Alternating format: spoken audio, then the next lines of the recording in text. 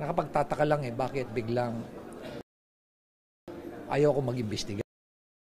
The mere fact na sinabing, you're not an investigator, you're just a legal advisor.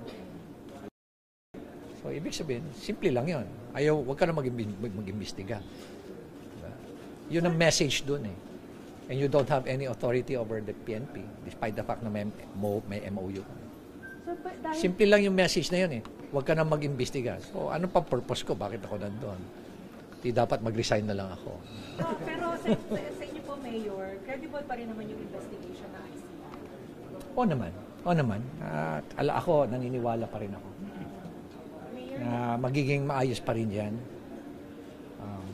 Nandiyan naman sila, Secretary Babes, si Chairman Reyes, si Ma'am Rusing, at ito parating nga si General Asurin. Sa tingin ko, basta tuloy-tuloy lang investigasyon. Huwag lang i-re-rain. Magiging credible. Mayor, would you say independent pa rin po yung investigasyon ng komite? Like, wala pong pressures from any outside force?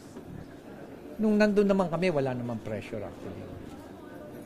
Nakapagtataka lang bakit biglang ayaw ko mag-imbestiga. The mere fact na sinabing, you're not an investigator, you're just a legal advisor. So, ibig sabihin, simple lang yun. Huwag ka na mag-imbestiga. Yun ang message dun And you don't have any authority over the PNP, despite the fact na may MOU. Simple lang yung message na yun Huwag ka na mag-imbestiga. So, ano pa purpose ko? Bakit ako nandun? Di dapat mag-resign na lang ako. Sir, can you think of any specific something na na-discover nyo I have my suspicion. Pero I won't share it with you. I'm sorry.